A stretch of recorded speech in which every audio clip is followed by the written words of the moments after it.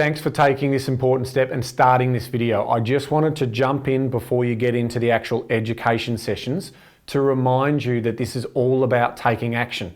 Now you can do that one of two ways. Do it yourself, undertake the review, or if you want to, take advantage of a free consultation with one of our professional mortgage advisors. If you want to do that, click on the link at the bottom of this page and you can get started that way as well. Now, let's get to the teachings. Hi, Ben Kingsley here, and I'm super excited about our new series that we're doing for the More Lifestyle by Design platform, where you can achieve more with more. Now, this series, Don't Leave Your Money on the Table. If any of you know about me and my role on the podcast, The Property Couch, I'm passionate about making sure that people don't leave their money on the table and that their money's working harder for them. And so this series is about looking at ways to help you optimize your money, your finances, so they work harder for you. Because we all know that you work so hard to earn that money, why not make that money work harder for you? Now, in this very first episode, we're going to be focusing on expired fixed rate loan periods.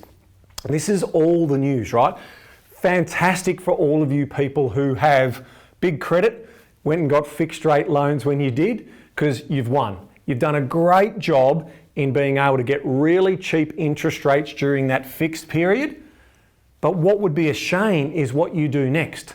Like, you've saved up all of that extra interest, which you've now put into offsets, or you paid the loan down quicker thanks to that super cheap interest rate you got with your fixed rate period. But these lessons, these 6 lessons that I'm talking about today here, is all about what we do next. So let's have a look at these lessons in terms of what we're going to be focusing in on.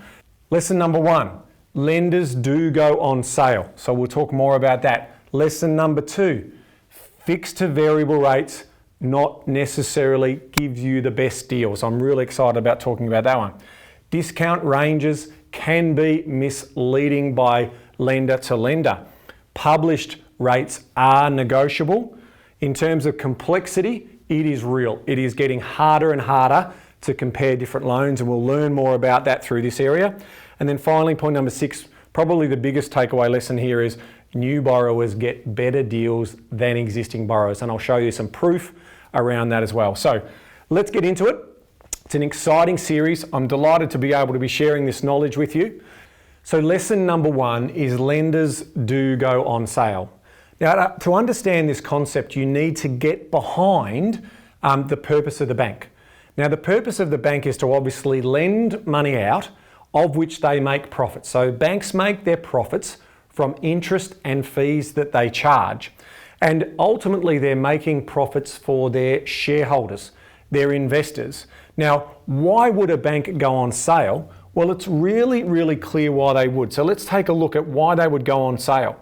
Now, to use this and to best illustrate this, here is the CBA half-year results presentation that they would deliver to their shareholders. Now, the big challenge for lenders is all about growing their loan book. So lenders will continue to grow this loan book, and you can see here CBA is doing a very good job of growing their loan book. So that's one way. You get more loans and you make more profits from those loans. In addition to that, we also need to have a look at what else that they do in terms of how they make their money. Now, they make their money off their margins. Okay, so this is called net interest margin. Now, the idea behind this is you can see 209 basis points or bips. That is the margin that they're making from the cost of the money to basically what they sell that money for. And you can see there's different things that are putting pressure on those margins, and so those margins are going down. So if margins are going down, but they obviously then need to grow their loan book size. So the message here is really, really simple in terms of, we come back to the point, let's go back and sort of bring that message home, is that they need to increase their loan book. That's how they help build profits, because there is pressure on their margins.